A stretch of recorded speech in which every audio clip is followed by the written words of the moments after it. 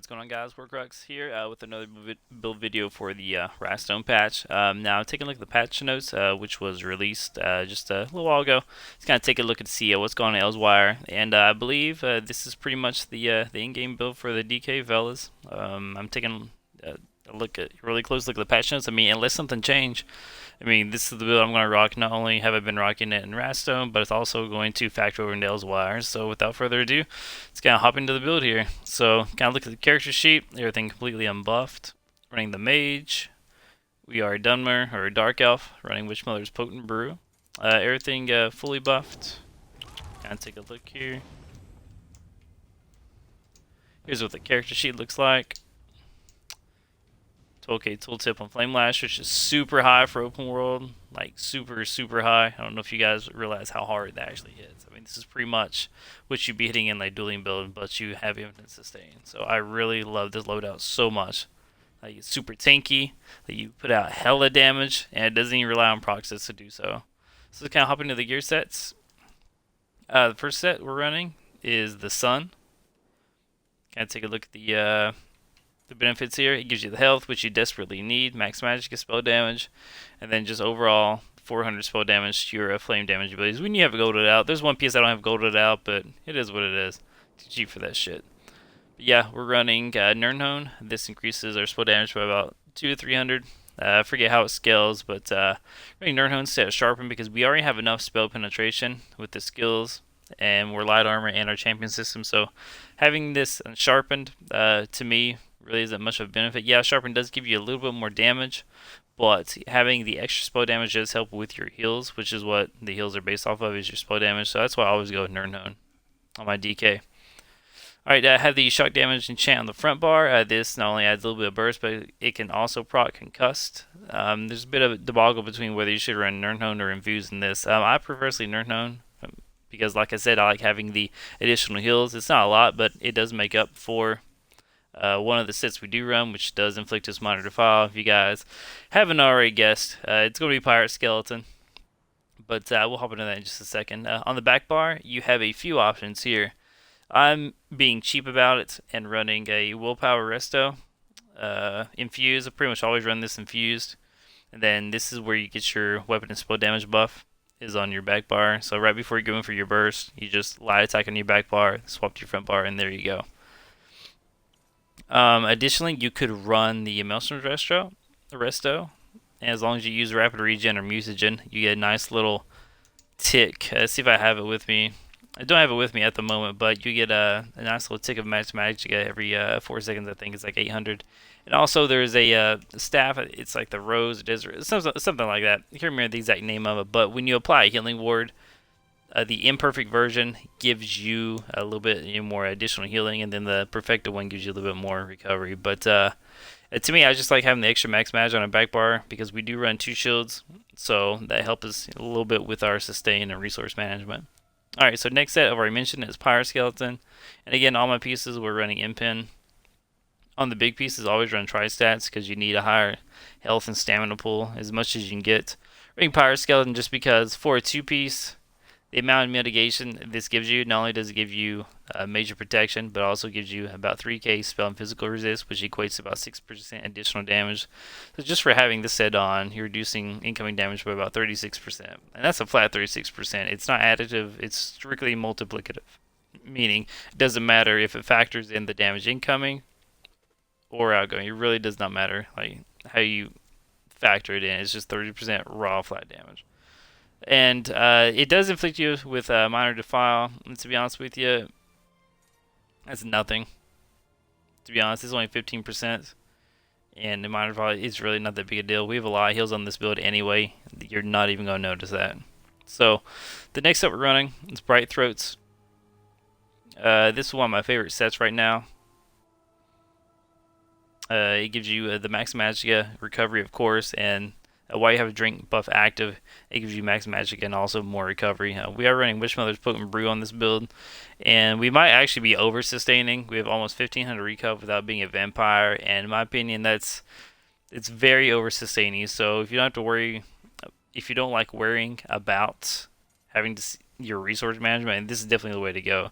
I'm one of those guys. I like to just spam and spam and spam. I don't have to worry about heavy attack weaving and shit like that. That's just annoying.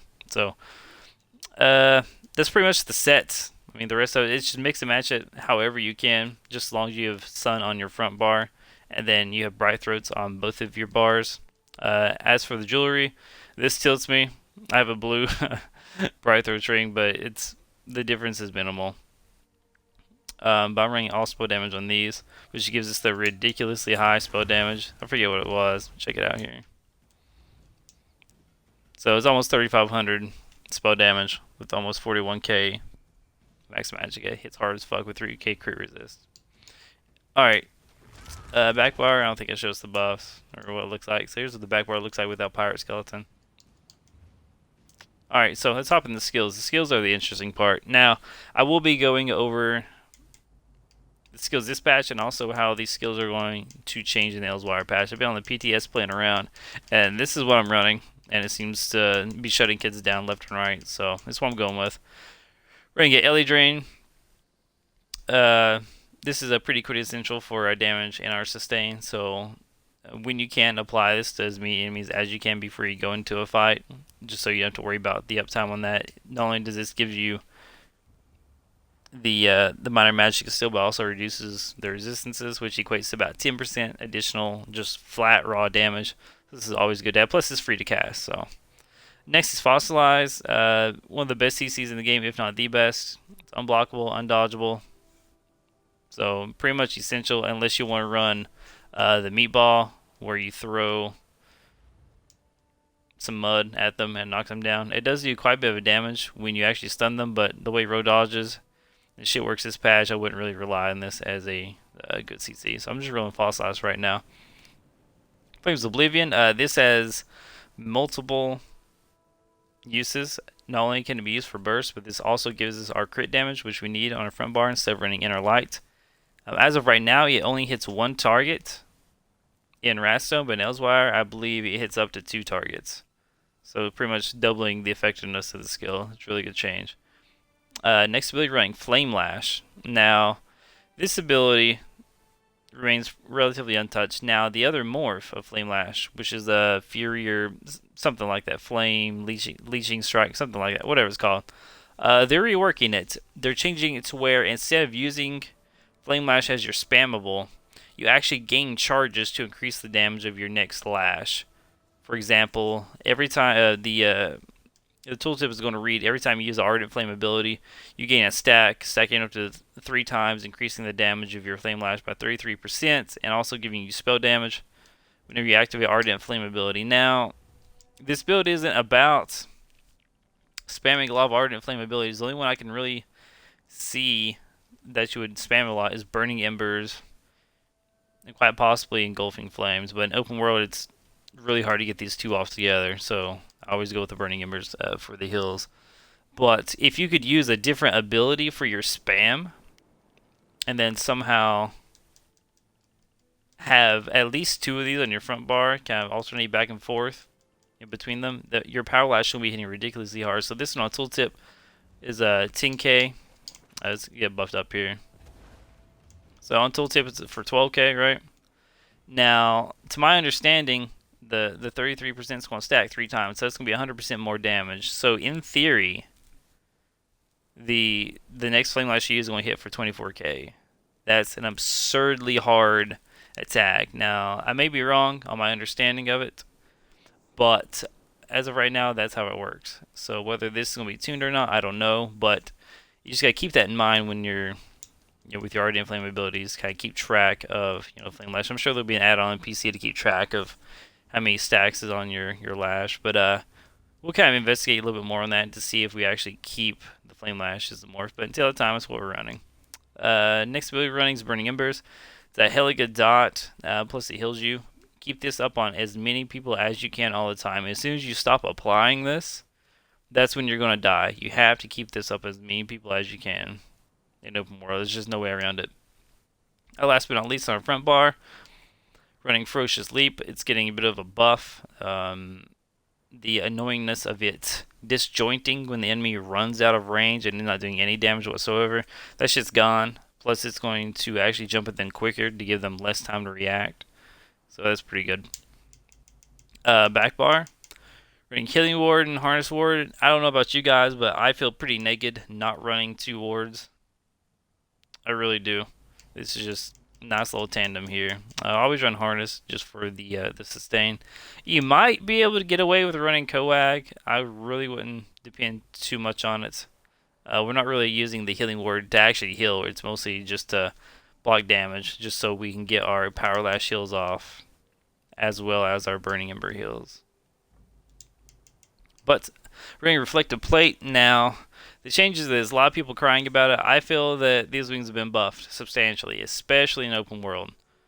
There's one morph, not the one that removes snares, but the one that reduces incoming projectile damage by 50%, and also shoots a flame ball at them. That's pretty insane mitigation. I mean, look at it now. It's only 4 projectiles. If you have 3 or 4 people hitting you, that's 1 light attack each, then they're gone, right?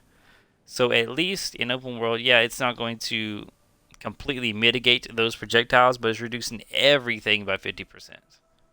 You know, and it's going to stay up for the full 6 seconds. So people crying about this skill being broken and garbage, it's not. I tell you guys right now, it's not. It's in such a good place right now. Yeah, in 1v1s and 1v2s, yeah, you're taking a nerf, but when in open world are you ever going to 1vx only have 1 or 2 people on you at a time? It's always will be multiple because they like to zerg you down. So this, in my opinion, is such a good change. Zost did such a good job, really did. Running volatile armor, we use this. I'll show you a cute little trick here in just a moment. Running volatile armor, this is our major resolve, major ward buff. And also when enemies attack you, it does a little bit of damage. Plus it applies a dot if enemies are around you. I really like this ability. It's just, you can run Chudens, possibly, and get this off your bar, but I just like this ability in general. So that's why I never run Chudens, just because it's just a great ability, not just a buff. Oh, empowering chains. You guys are probably going to laugh at this, but in open world, this is really good. It can't be dodged.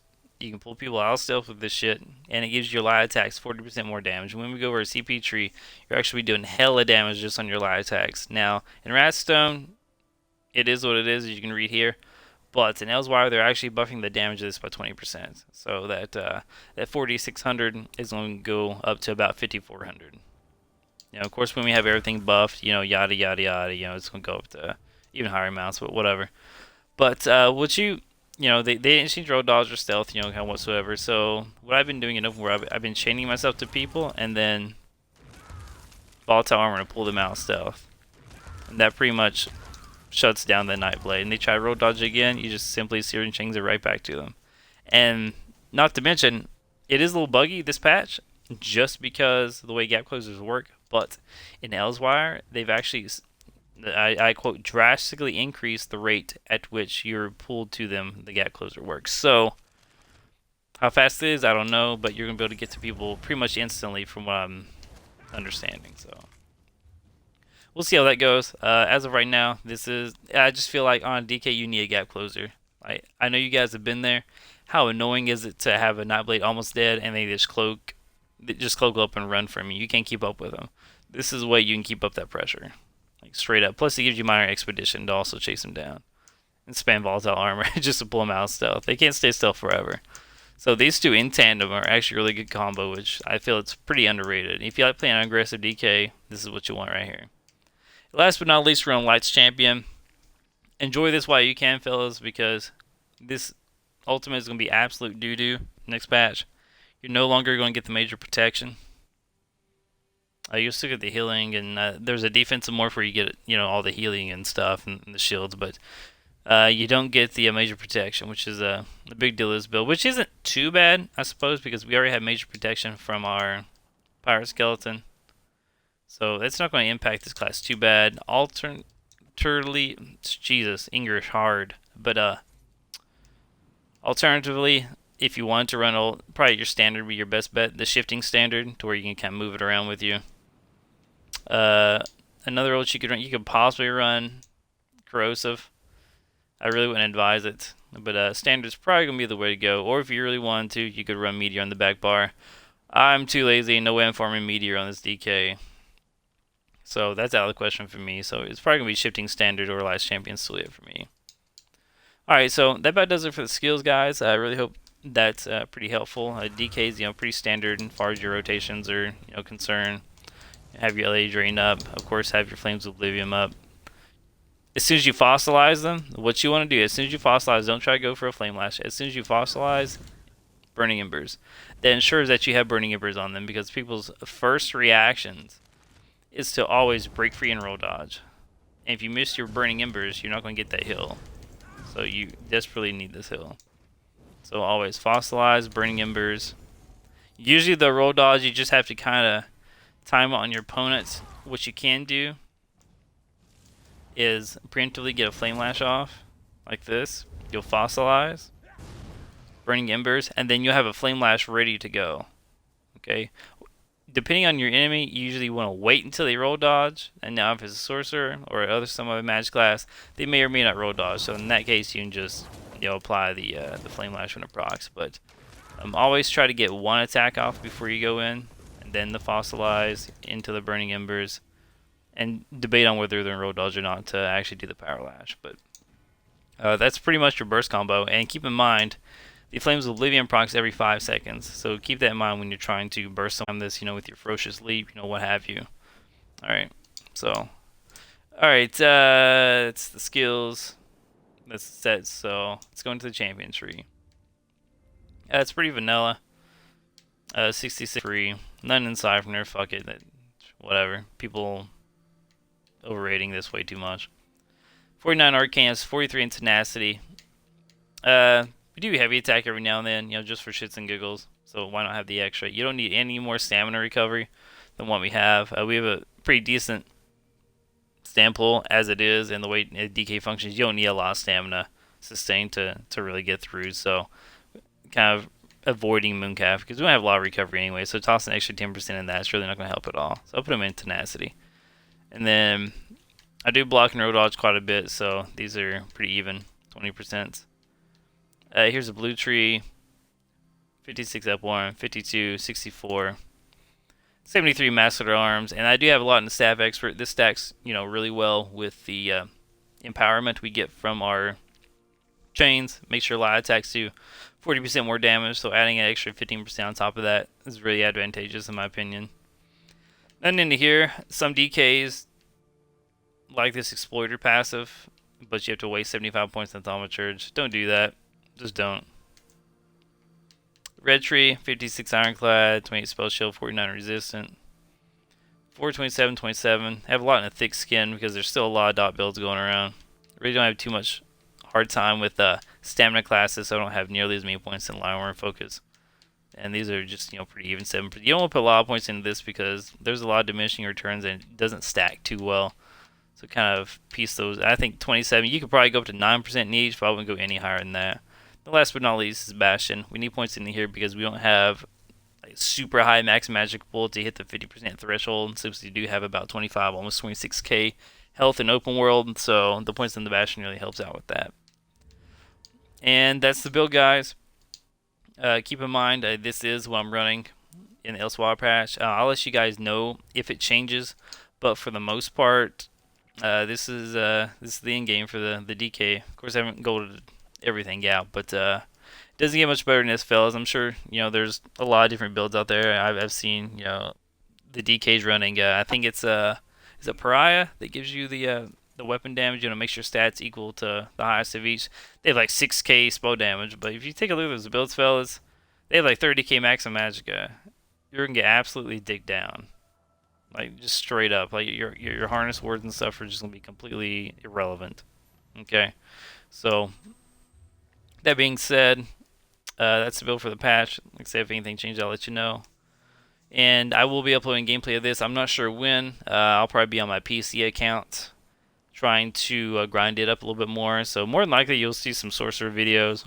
But if a couple of my buddies do hop on, I may actually come over to Xbox and record some gameplay today. We'll just see how that goes. But thanks for watching the video, guys, and take care.